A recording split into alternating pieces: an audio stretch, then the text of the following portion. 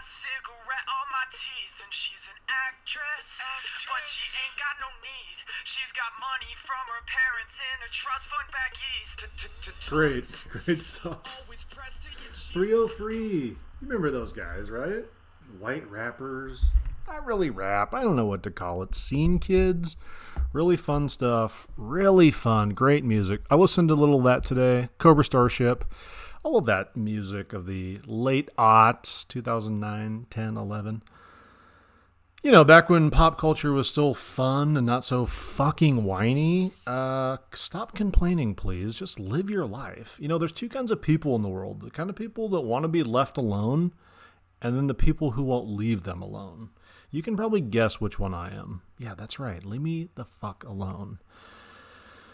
So this is Zach Hergert, Idea Addict, episode 28.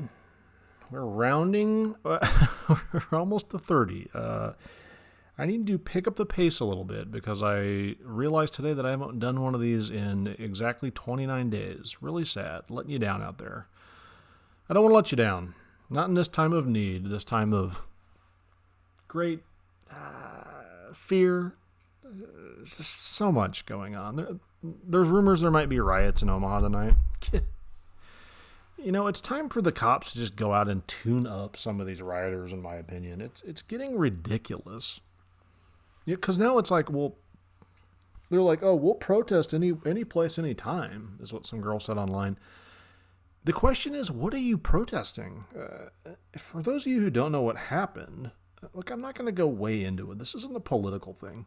This isn't a political, podcast, but it's getting on my nerves. And I know last episode I said, don't pay attention to the news. It's so in your face. There's news, on my phone.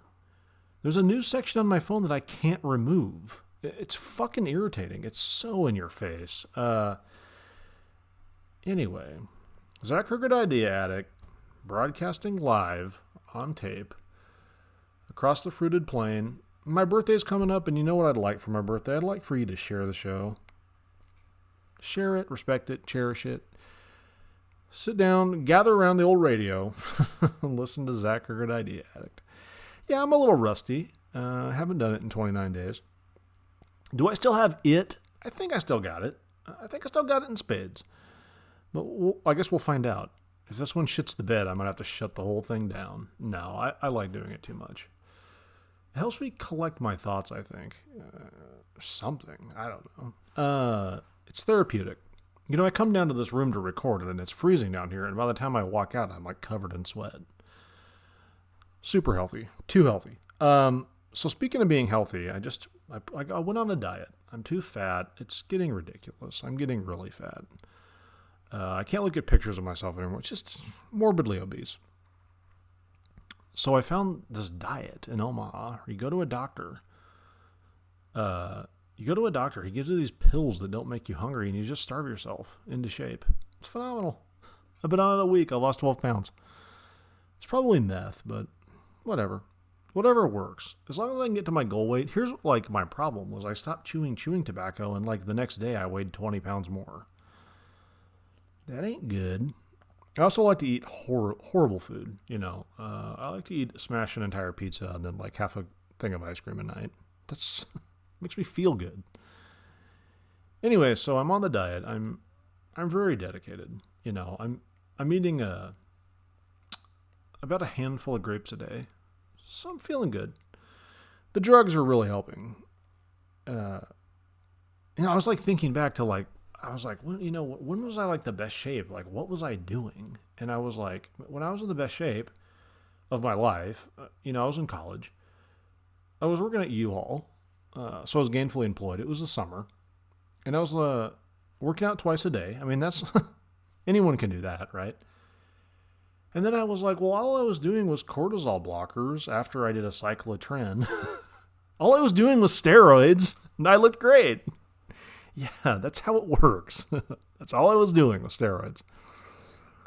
Anyway, I looked good. Real good. So 2 weeks ago, one of my friends was coming into town. He lives in Oklahoma. Great guy, great family. Coming into town from Oklahoma, it was his birthday. So he was going to, him and his wife and his new son were going to come over. We're going to introduce the babies and all that. And it was like right when we were like wrapping, our flip was sold, but it wasn't closed yet. So we were still like wrapping up some last minute items. So then like my friend and his wife and kid were coming, and our house, we live in a house that is, it's a fixer upper and it's not all the way fixed up. So we were like, oh fuck. Transport all the tools from the flip to our house so we can quickly finish the basement. Sad. And then also extensive cleaning. We had to get all the tools out because we have tools just laying everywhere. There's just a nail gun laying in our dining room. It's like, our son's going to be able to crawl pretty soon. It's probably not a good idea to have a nail gun laying around. So we were like cleaning, touching up paint, putting on switching window coverings. And then my wife's like, we need a new couch. And I was like, oh, whatever. Like, we've talked about the couch on and off. We did need a new couch because the couches that my wife had in the living room are like designer, like high fashion, whatever. And they're like brutally uncomfortable to sit in. So I was like, yeah, I'm like on board with the new couch thing, but I don't want to like spend any money. So that's your criteria. We can't really cost anything. I was like, it has to cost like under $1,500, and that is even pushing it. Can we find something on like Craigslist or Facebook? So she was like going to go look at couches, and she's like, you want to like go with me? And I had like stuff to do. I was like, not really. Like, when you pick out the winners, just give me a call and I'll come down and whatever. I don't really care that much.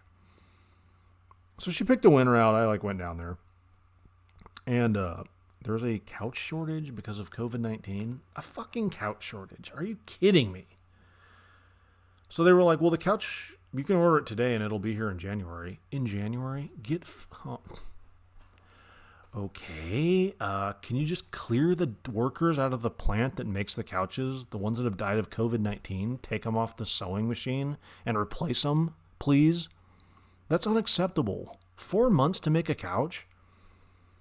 So that was in Nebraska Furniture Mart. We're like, fuck this, dude. No. So we walked over. She went over to the B's, Mrs. B's, which is like the overflow of Nebraska Furniture Mart, the stuff that doesn't sell for one reason or another.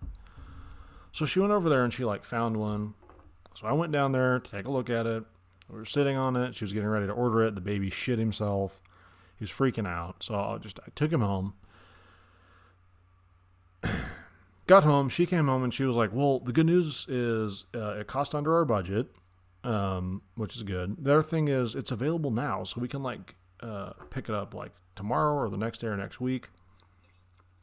And I'm like, no, let's go fucking pick it up now. Like, I want to be done with this. And it was a sectional, so I was like, that's like no problem. Like, we can put it in my truck, even though I drive like a little kid's truck now that has a little tiny bed, a little 5-foot bed. Pathetic. Anyway, so we drive down there. I'm in high spirits. We drive down there to this. They have a massive like loading area. You pull in underneath part of the building, and these little warehouse like guys like bring the stuff out and load it into your vehicle for you. So it's like a pretty good setup, and then you just drive home and unload it. And me and my wife is about tons. She's buying like couch. She's buying furniture and like stuff all the time. So it's like I'm like highly skilled at like moving furniture. I move furniture into my house all the time.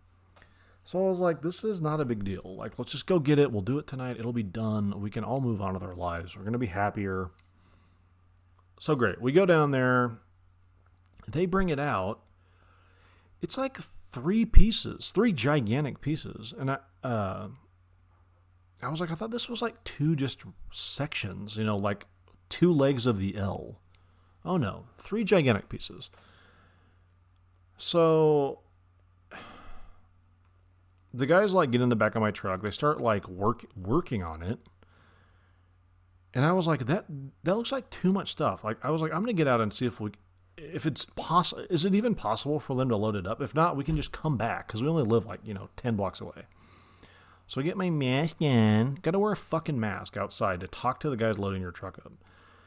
So I get my mask on, and I was like, hey guys, is this like, even possible? I mean, and they're like, yeah, no problem. We do this every day. It's fine. So I'm like, all right, okay. I get back in my truck. 15 minutes later, they're still like trying to figure shit out. So I get my mask on again. I get out and I'm like, if this isn't, are you going to like be able to do this? Because I can like come back and they're like, we're just wrapping it up, dude. Like we're basically done. So 10 minutes later, they're done. 10 minutes later, supposedly. So I'm like, okay, sign off the paperwork. I don't even get out to look at it because I'm like, let's just get this shit show on the road. Because now we're on the clock. Because we've been there so long, it's like approaching the baby's bedtime. Which if the baby goes 1 minute past, it's time to go to bed. It's hell on earth. So I'm like, that's fine. Okay, let's just go. So we're like driving, and people are like taking pictures and videoing us driving. So that's not a great sign. So I like joking with my wife about that. And then we see this woman driving, this little directly from Africa black girl. It was like, is this like the first time she's ever driven? Because she was like so close to her steering wheel, her braided hair was like, her face was basically touching the wheel. So we were like laughing about that and joking about that. And then we like get home and I back my truck up and I get out and I look at the bed of my truck and I stop laughing because it's two gigantic pieces parallel to the bed of my truck. And then the other piece is like shooting straight up into the air. And I'm like, oh fuck, this isn't good. So I was like, okay, here's what we're going to do. Like we're going to go inside. We're going to move the stuff out of the family room into the living room. We have two different rooms. I guess one's more formal. Get one, put that stuff into the other stuff. So we get that done. And then it's like we have 10 minutes to unload. 10 minutes till we done until until it's baby meltdown time. So I'm getting like a little nervous because I was like, is the doorway big enough? Do I have to take doors off? Do I have to, I'm like kind of freaking out. So I get a tape measure, like go out there. I got scissors to cut all the cords to get, to start unpacking the stuff. I'm like starting to measure, and some like beater ass little car Dodge Caliper or something that has like obviously been in a crash recently. Lots of body damage stops. This guy gets out. He's like also directly from Africa. It's like, are you the dad of that girl who didn't know how to drive? And he's like, one of those guys that's like, why are you gay? Like really thick accent. And he's like, comes walking up the driveway. He's got two masks on, like all this gear. And I'm like, hey, pal, I really appreciate it. I appreciate what you're trying to do here. I'm not interested in anything you're selling. I'm good with my religion. I don't want to hear about a new religion. And he's like, oh, no, I'm not selling anything. And it's like, turns out he's with the fucking census because we didn't do our census. I'm like, dude, can you come back? I do not have time for this. And he's like, no, I can't come back. And I'm like, there's two of us here, 2.5. We have a new baby. Counted. Move on. Get the fuck off my property. I don't like the government. I don't like you. Just move the fuck on. And he's like, oh, no, we have to go through all these questionnaires. I'm like, no, dude, we don't have to go through a questionnaire. And he's like, oh, yeah. So he like asked me all those fucking bullshit questions. Like, are you a man or a woman? Are you gay or straight? Like all this crazy shit. What's your like country of origin? I was like, dude, I'm from Egypt. Obviously, if you knew anything, look at my skin. It's totally golden tan. My dad's from Cairo. My mom's from Alexandria. Do your research, dude. Okay, we're counted. Bye. So that goes on. He actually did do pretty quick. Obviously, he's used to people yelling in his face all day because that's his job. So he crunches me, counts me and like moves on. So now I'm like really panicked. Things are going downhill quickly. So we get the first two pieces in, no prob. And then the third piece gets wedged in our fucking entryway. And at that point, I'm like, this is just the way we're going to live now. This is just the entryway from now on. Sorry, babe. My friends are just going to have to crawl over the couch to get in. So eventually we did get it sorted out, but it was quite the fucking ordeal. And then the next morning, I'm like driving up to the flip to like do two little things, and there's some woman staring in the windows. I'm like, who the fuck is this now? So I don't turn into the driveway. I just keep driving. It's a fucking census worker peeking in the windows. Are you kidding me? Is it that important? God. Anyway, that was real weird. There has to be more efficient ways to count everyone than physically sending people out. What's the difference? Anyway, so on a positive note, getting the junk removal business going, having a lot of fun, getting into lots of weird situations. I got one lined up for my birthday, Wednesday. Now, this is a real good deal. I'm picking a couch up from some woman on like 160th and Dodge. I'm picking it up from for $125. It's on the main level. Me and my cousin are going to walk out the front door with it, throw it in a trailer. And then I'm driving it to East Omaha, downtown, and I'm dropping it off in a guy's driveway. I'm selling it to him for $120. The whole ordeal is probably going to take me 2 hours. I'm going to make $245 cash in hand. Hell yeah. Real exciting, real easy. I'm sure we're going to get into some weird stuff. The lady selling the couch seems like she's going to be interesting, I think. Buckle your seatbelts. So I'm getting the trash out thing going. A couple weeks ago, I'm like not doing these often enough. A couple weeks ago, there was like this badass like Power Stroke for sale, like an F-250, bright yellow, loved it. Had all these updates to it. It's totally awesome. I was going to buy it because I was like, this is like a perfect rolling billboard for this business. You know, I can like do like I'm going to call it Paradise Junk Removal. I'm going to have like a palm tree logo and you got to go over the top with it. You got to it's got to be cheesy as hell so people remember you. I'm not looking to spend millions of dollars on advertising here. I was like, that's like perfect. That would be like the perfect rolling billboard. It got sold out from under me. Really sad. But it was like, that's like a perfect rolling billboard. You know, if a riot crops up and you have to like do what you have to do, that'd be like the perfect vehicle.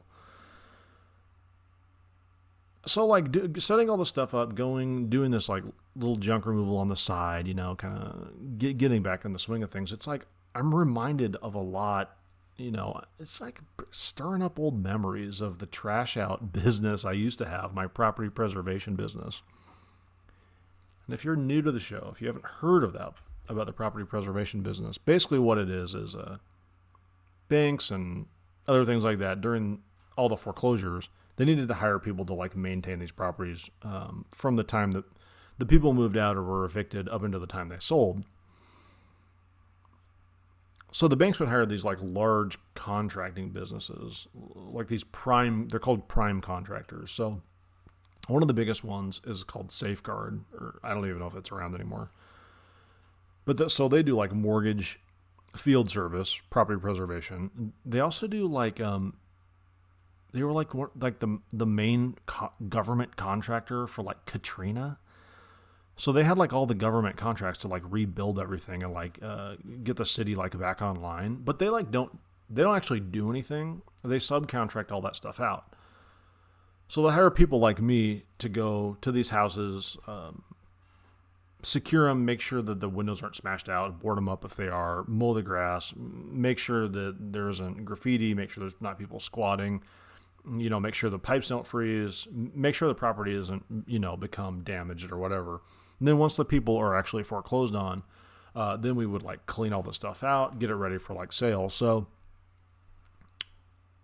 I think I probably did. So obviously like the main moneymaker was like doing the trash out, removing all the debris from the house. And it could be like garbage, it could be personal items, all kinds of stuff.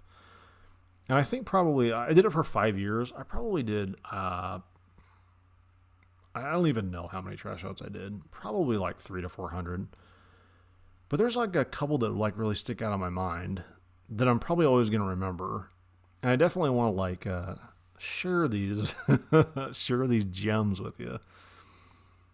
So obviously, whenever I'm like talking about like doing this, people are always like, well, what's like the most, there's two like main things. And it's like, what's the most trash you've ever seen in a house, or the most stuff?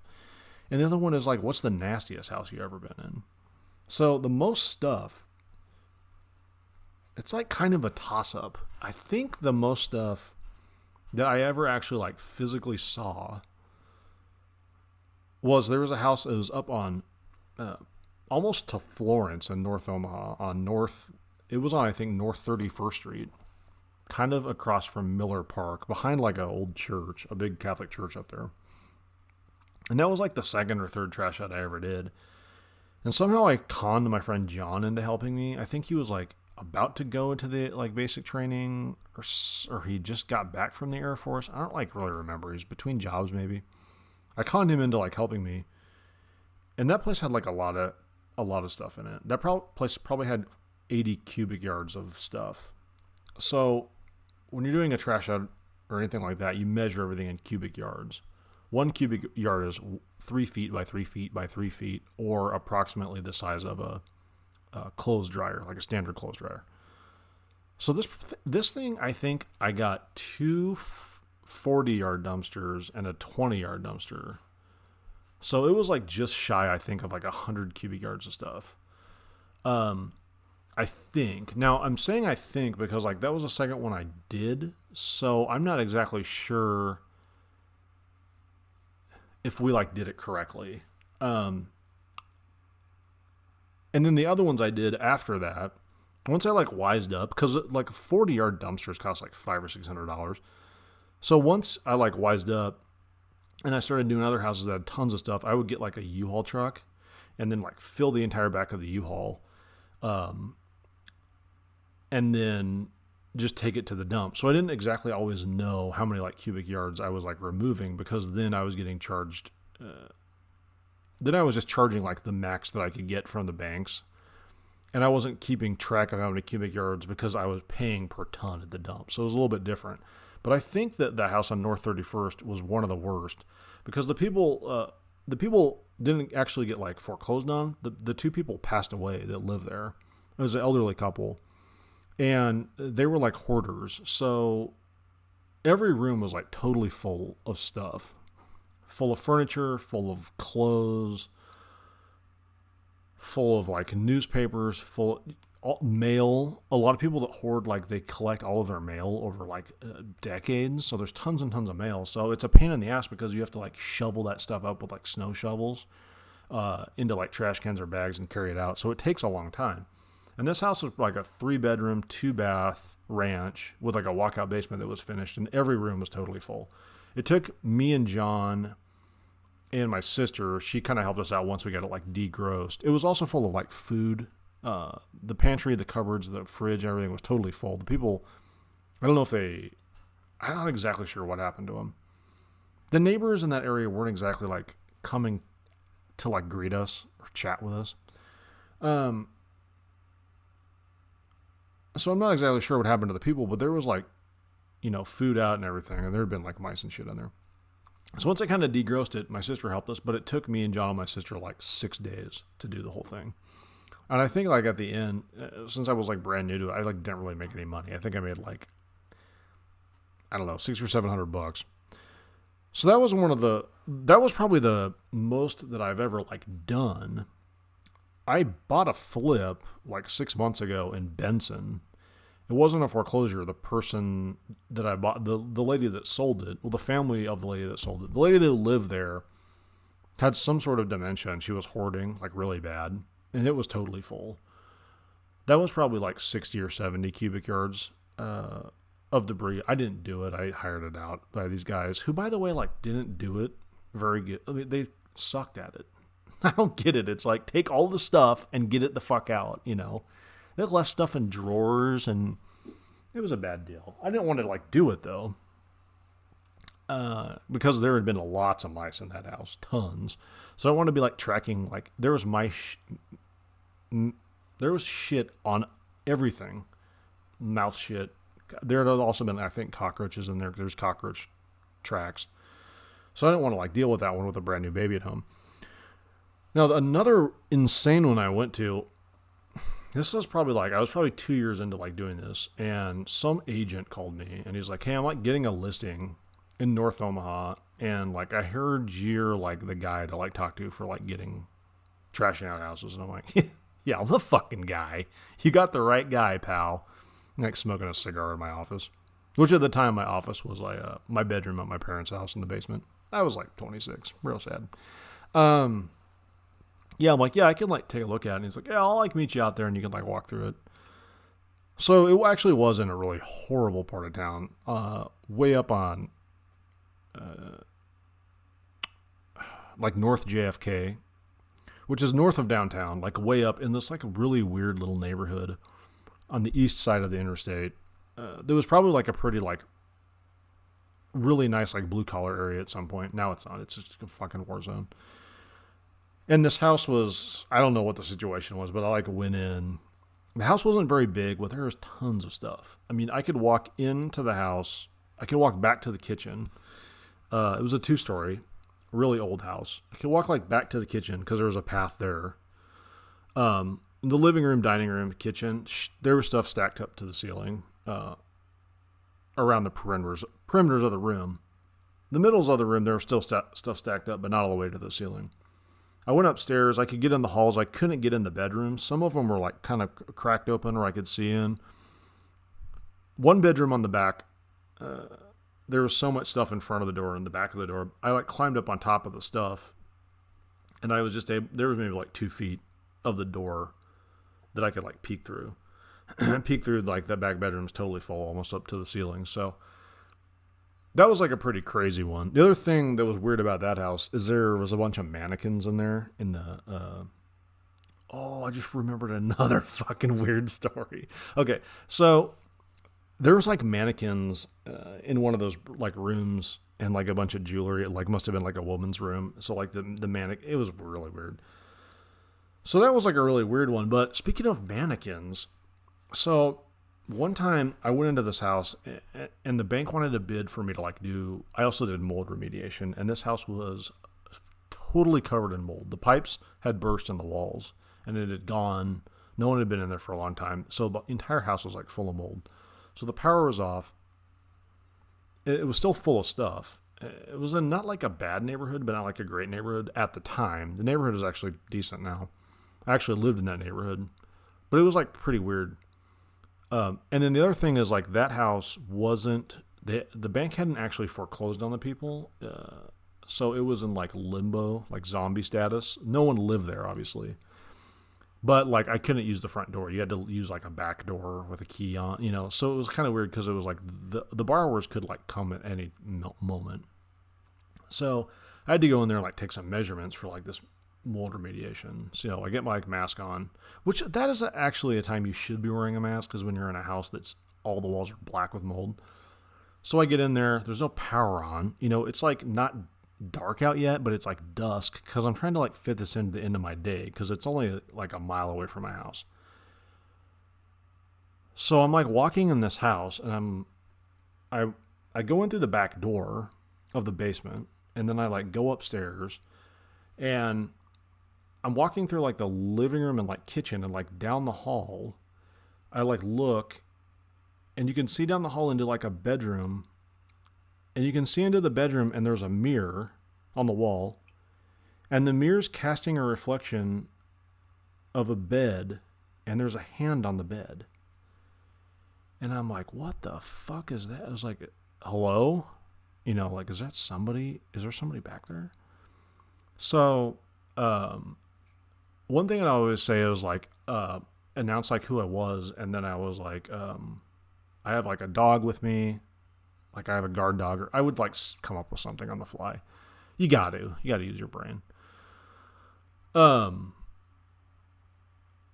So the hand wasn't moving and I was like, that's like, what the fuck? So I start like creeping back there, you know, it's like a small petite hand, but it's like, who knows what's going on? So I'm like walking back there and like, as I get closer, it's more of the hand is like getting revealed as I get closer to the door and closer to the mirror. And then the hand ends. It's a fucking mannequin's hand. Scared the shit out of me. I was like, you gotta be fucking kidding me. So I picked it up and like took it with me because I was like, I don't want to like send someone that works for me out here and they're like have a freak out about that. I had another situation like that where I got really freaked out. I was going up to the door of a house that I needed to like I needed to do a whole bunch of stuff too. I got up to the door and it's like a raised ranch. So you come up these like stairs on the outside and you come to the front door and you open the glass and then there's like a numeric lockbox where you like get the key out. And as you're coming to it, there's a little like window on the front of the door. And as you're like coming up to the door, you can't really see in the house because the view that you have through that glass until you're up head on close to the door is just like the inside of the house, like the door of like the closet adjacent to the front door. So you don't see anything. So I open the storm door. I get like basically in the door to start like putting the code in. And as I like square up to the door, I look inside and there's a silhouette of a person. So I'm like, oh shit, because they definitely see me. And then like my eyes adjust to what I'm looking at. And it's like a cutout like poster thing of like John Wayne with a rifle. That scared the shit out of me though. And the other thing is it's like me and like some other companies were working on that house. So I would like knock that thing down because I was like, I don't want to like be freaked out next time I come to the door. And then they would come and then they would like put it back up like somewhere else in the room. So that was kind of fun. But anyway, back to the most stuff. So there was another house in Papillion that I didn't ever go into. It was in like a pretty good neighborhood. I was mowing it. And then when I mowed it, you log into like a thing and like upload your invoice. And while you're uploading your invoice, you have like access to look at like other bids. So I saw like the bid for the trash out and it was like, I don't know, like $5 or $6 grand. And I was like, fuck, there must be tons of stuff in there. So you can like read the person's like bid in there. And it said like, you can get, it was like a split level house. They're like, you can get into the basement like a little ways. And then there's stuff out to the ceiling and you can't get in there. You physically can't get into the rooms of the basement. There's so much stuff. And then you can get upstairs. I think you could get into the living room. But they were like, the rest of like the upstairs, there's only like a couple feet, like 2 or 3 feet from where the stuff ends to where the ceiling's at. So they were like, the main level was like the movie Being John Malkovich, where you're like, the ceiling is like 3 feet away. I never went into that one, but that's impressive. The other one that's like the most impressive is I was working for a company called Five Brothers, which is like, that's basically like the gold standard of property preservation companies to work for. Because they would actually like pay you. Because a lot of these companies, like you would forget to do like 1 or 2 things. And when I say forget to do, I mean like you'd forget, you have to like take pictures of everything you're doing. You might like forget like one picture of like a measurement you took of something and they wouldn't pay you for the whole job.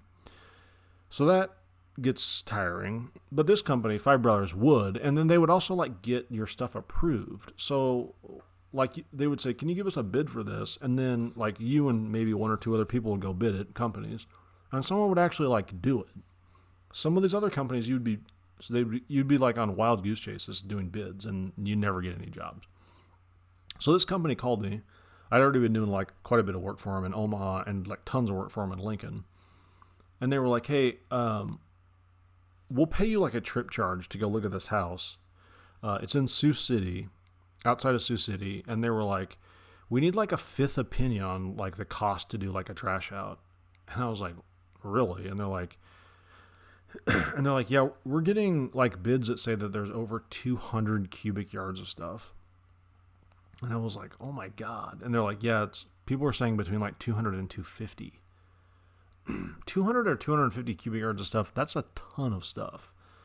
So, I mean, think about it. That'd be 200 or 250 like dryers or washing machines. And to put that in perspective, like once I like had like a crew, I would have like 2 guys do trash outs that were like 30 or I would say like 50 or 60. That would take them like 2.5 to 3 days to complete. So 200 yards or 250 yards, if it was 2 guys, that would take like weeks, a couple weeks.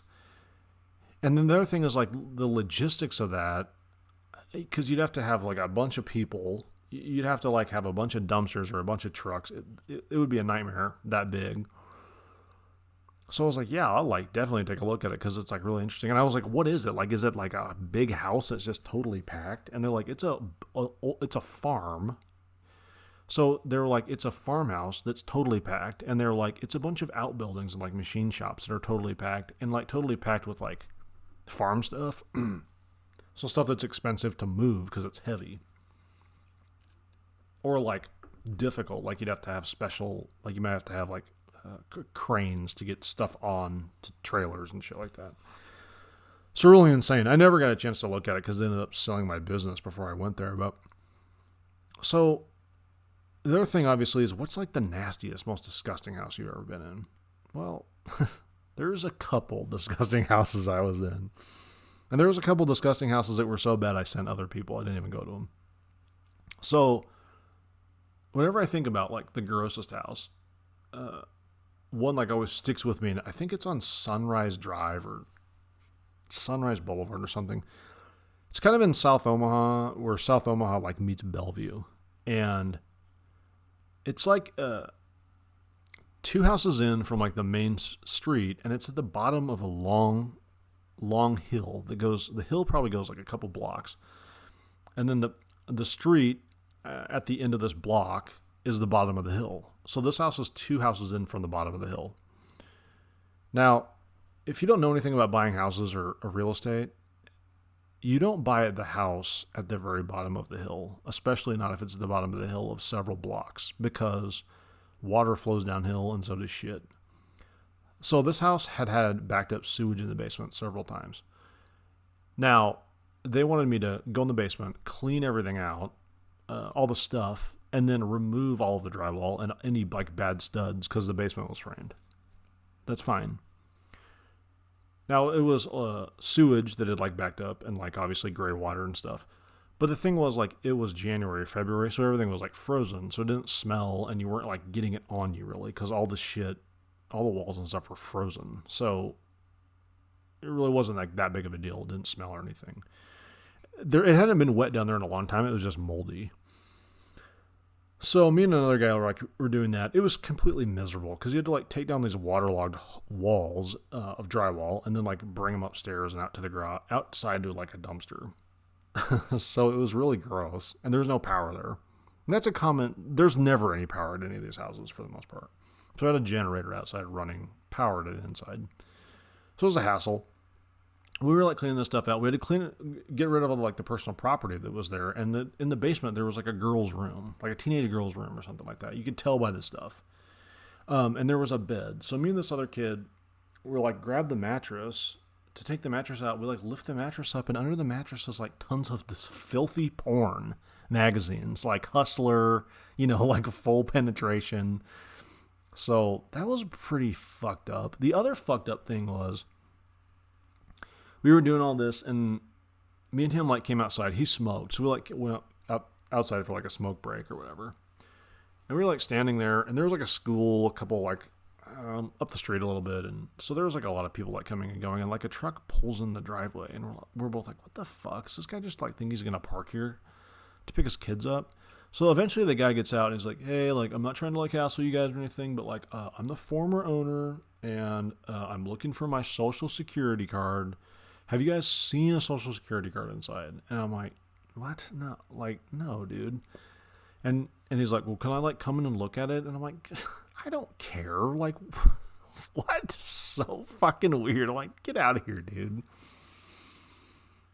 So that was odd. Probably the literal grossest house. It was on 40th and Lake, which is like one of the worst areas of town. And this house is actually on Lake Street. So there's lots of traffic going by every day. Really bad neighborhood. People don't give a fuck. People knew this house was like vacant. So what they were doing is people would like back their pickups or whatever, or vans.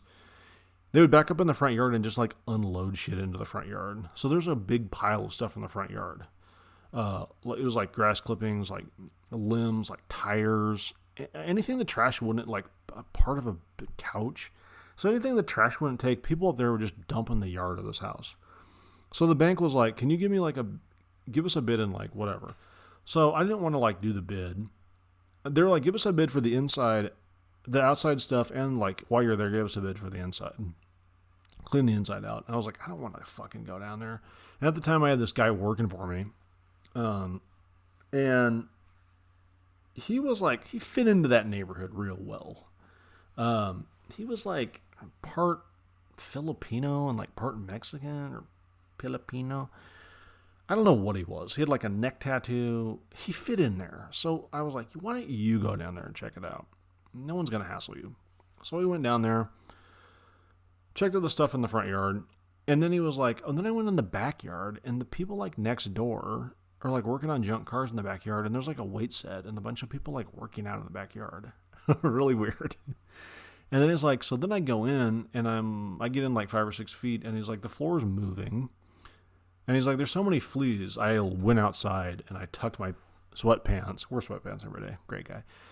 He's like, I tucked my sweatpants into my socks to go back in the house. And he's like, it was disgusting. So he took a bunch of pictures, obviously, for the bid. So I like reviewed the pictures, and I was like, I'm not stepping foot in that motherfucker. Gross. Horribly dangerous. Got approval to do the yard. I sent him. He did the yard. And then, like 2 weeks later, they called me. The bank called me, and they're like, hey, can you like go give us a bid to clean that yard out? Because the town folk, the neighbors were like, oh, the dump is empty. Let's fill it back up.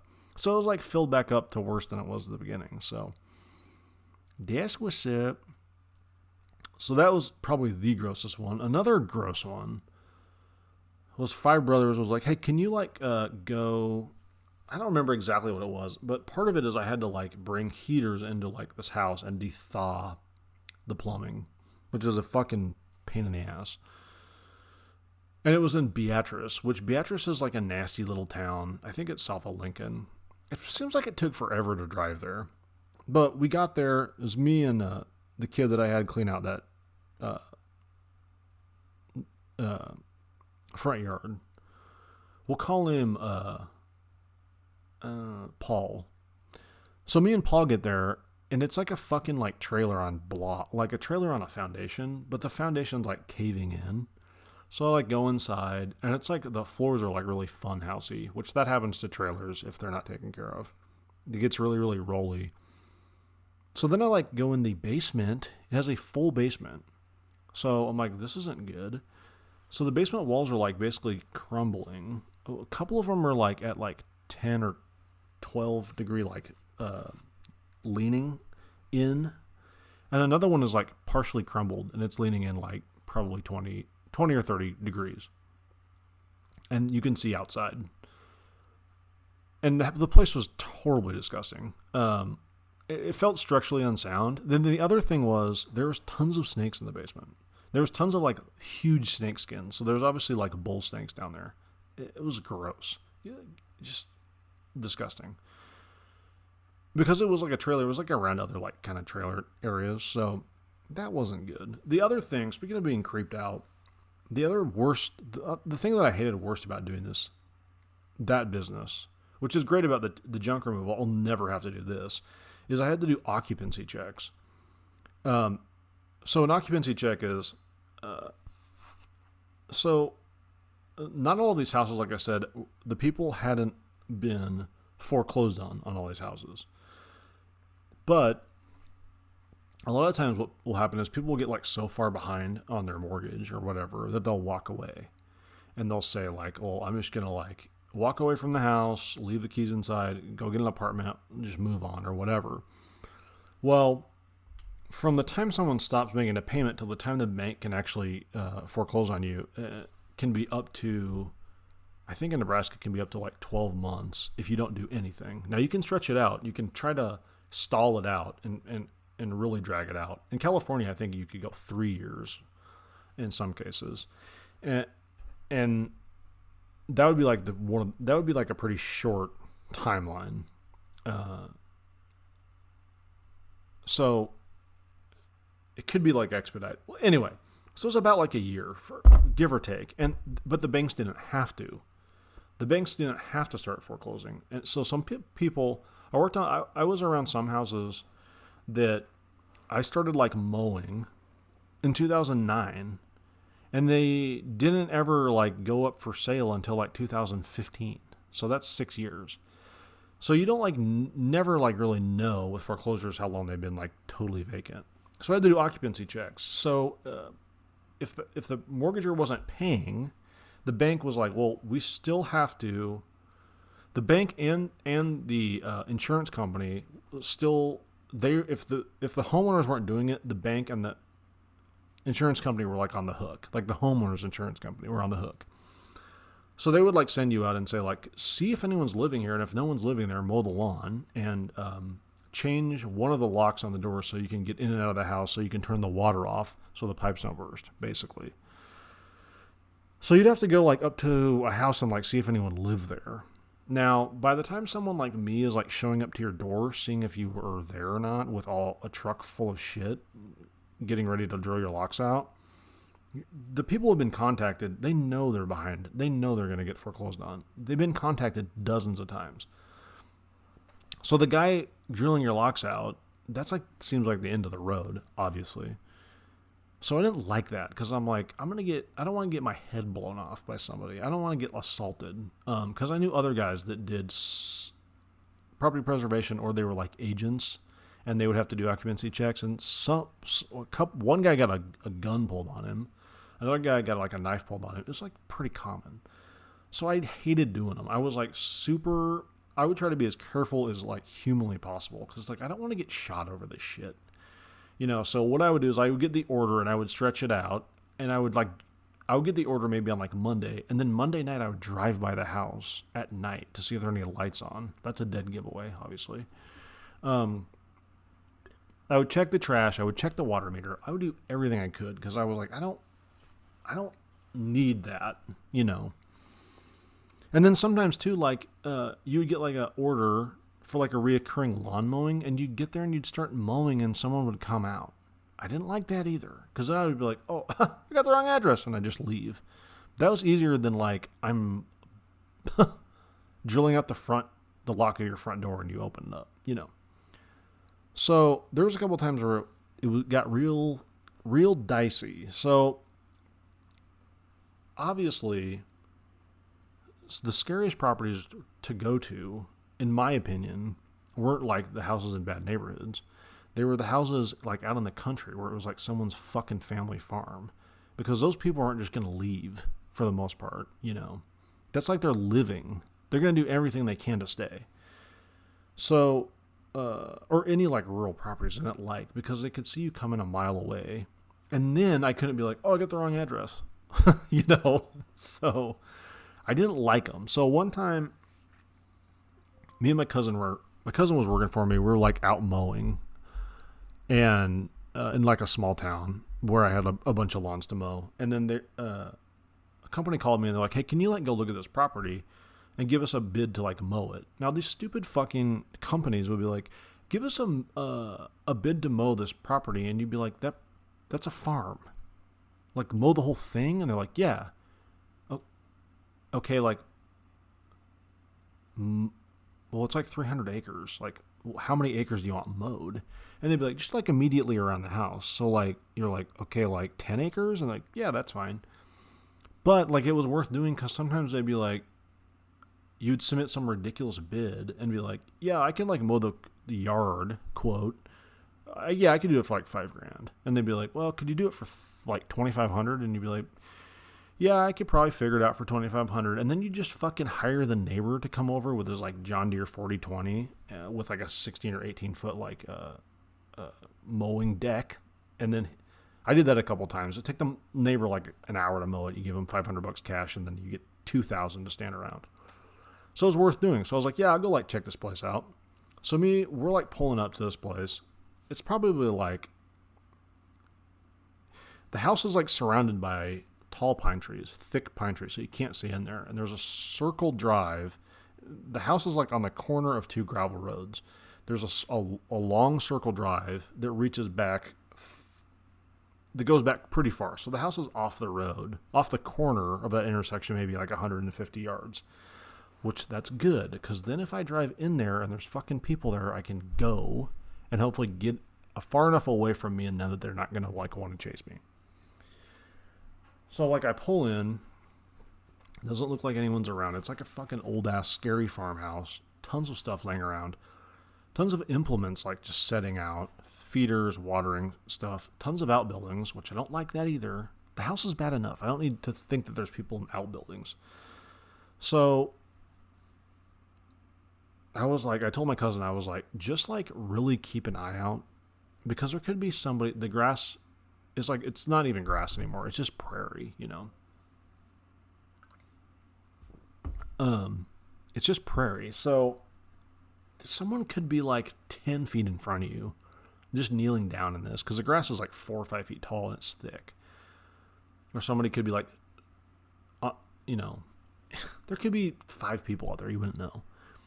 So I was like, just like keep your guard up. Don't like wander off. Stay close to the truck while I take some pictures.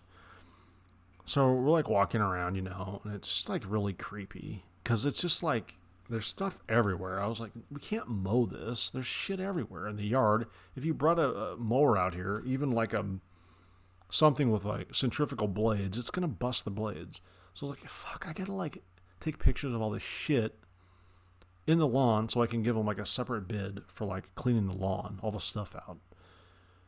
So I didn't like that. So then me and my cousin had to like walk the part of the whole property, like peeked in some of the like outbuildings. Just didn't fucking like it, But it was fine. Nothing happened. Actually, I saw a tractor out there and I was like, fuck, we should, and it had the key in it. So I was like, we should like come back with a different trailer and like load this thing up. So my greed overcame my fear, I guess. So now nothing happened, but there was a couple of times things did happen, and those are even worse. So I got an order for an occupancy check, and then with this company, if you got there and there was nobody there, you could like do all this stuff. So if there was no one there, like I would do all this stuff, and I would make like $500 to like $1,000 for like a one stop. So I was like, it's worth it, for the most part. So like the night before, I drove by during that night, didn't see any lights on, didn't see any cars in the driveway. Came back the next day, and the house was on a dead end road in like the bad area of town, the northern area of town. So I have like 2 Mexican guys working with me. I have a 3/4 ton like truck with a compressor in the back, all kinds of tools and shit in the back, and like a 16-foot trailer with mowers, all kinds of stuff. So it's like, obviously I'm mowing, but there's obviously other things going on because I have all kinds of stuff, ladders, whatever. And it's not like a dead end road, so I'm like, I have to like go down to the end of the dead end. There's no circle, it just ends. I'm gonna have to like, get turned around in case something happens where I have to leave quickly. Because I was always like planning ahead, you have to. So I got my truck turned around, pull up to this house. There's no cars in the driveway. There's no signs of life. The front yard is like a foot deep. The backyard, you can see through the fence, is like 4 feet deep. So I'm like, okay, but the shades are down. There's window covering everything. So I didn't know. The neighbor's out on his front porch, so I go talk to the neighbor. He's like, no, it's like an old white guy. He's like, no, I haven't seen anyone for like a long time. And I was like, okay, yeah, this guy's like, wouldn't set me up. Why would he? So I go to the front door. I look into some windows, casually, not looking in like a cat burglar, casually looking in. I ring the doorbell. I hear the doorbell ring. I hear it ring on the inside. Don't hear anything. Don't hear any footsteps. Don't hear any voices. Because as soon as you ring a doorbell, people don't answer, but you can hear them walking around. You can hear them talking. Then you know it's time to leave. Now, obviously, in a situation like this, my line was, I'm mowing some lawns in the area. I was driving by. I noticed maybe you might want your lawn mowed. And then you say, I can mow it and then you give a ridiculous number, so they'll be like, no, thank you, and you can leave. So that's what I had loaded up as far as like why I'm there. No one comes. I ring it again, knock on it a couple times. Nobody comes. I look around back. The grass is super deep. I feel good. So if no one's there, the first thing you do is you check the doors to see how many doors are unlocked. And if there's no doors unlocked, then you check the windows. And if there's no windows unlocked, then in a situation like that, then you stand out in plain view of everyone in the neighborhood and you start drilling the lock out of the front door, which is loud. It's obvious, but it doesn't look like you're breaking in. Sometimes if there was a window like open, I would send someone in a window or go into a window. But I have to be like damn sure there was no one there to do that. Because if you start drilling a lockout and someone's there, they open the door because they know you're coming in and they want to stop whatever's happening.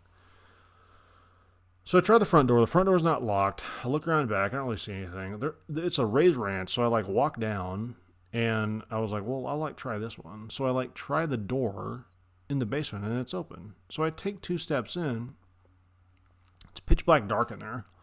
I take 2 steps in and I hear something, which isn't totally unusual when you go even a vacant house for something to be running. You know, the power might still be on to some things. Or who knows, you know. You never fucking know.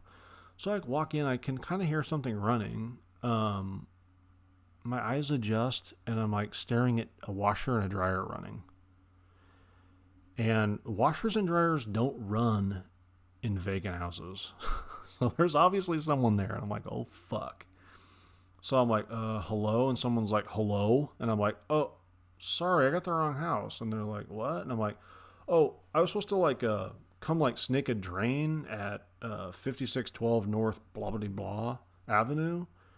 And they're like, oh, and I'm like, is this street? And they're like, yeah. And I'm like, oh, sorry, you know. And it was scary. It was a kid, thank God. Scared. It was a high school kid. Scared the shit out of him.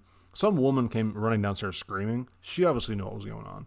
And I was like, I'll just get out of your hair. Sorry, you know. So I run out. The Mexican guys I have working for me are like playing soccer in the front yard. I'm like, get in now. A key. Get the fuck out of there. Not good. Real bad. And the bank's like, well, did you get their names? I didn't get their fucking names. God, no. So that was a scary one. Like I said, sometimes you send people into a window. I went into a couple of windows. But sometimes, like, when you do that, then you have to, like, the guys I had working with me weren't, like, geniuses. So I'd, like, send them in, and they were, like, super loud. And I was like, you could be going in. Someone could be sleeping. Someone could be showering. Someone could be in the bathroom. So don't, like, create a lot of noise. Because there's, like, times where you would, like, go in somewhere and, like, you hear water running. And it was like, someone's in the shower. Let's leave. Or someone's sleeping in the next room. I can hear him snoring. Let's leave. You know, so you have to, like, be fucking smart. One time I sent a guy in. He was, like, dicking around, being loud. Obviously, I'm not working with, like, the best of the brightest. So he's, like, being loud, dicking around. He opens the door for me because the window's, like, pretty close to the door. I take 2 steps in. I'm like, there's a fucking shower running downstairs. And he's like, what? And I'm like, hopefully there's not someone showering. Because now, maybe they kept the shower on to mask the sound of them getting a gun coming upstairs, you moron.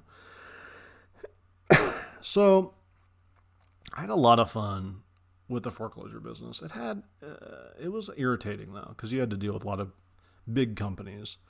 And they would bully you and push you around and not pay you. And their requirements were extreme. It got to the point where, like, it wasn't worth the money, and that's why I got out. But there was fun situations. I did enjoy it. It was, you're obviously walking. Everything every day was different. Obviously, just really weird shit. You know, you'd meet some characters for sure. So that's why I think that the junk removal business is going to be good. It's going to get me. I'm not going to have to do any like occupancy checks. I'm just going to be there for the junk.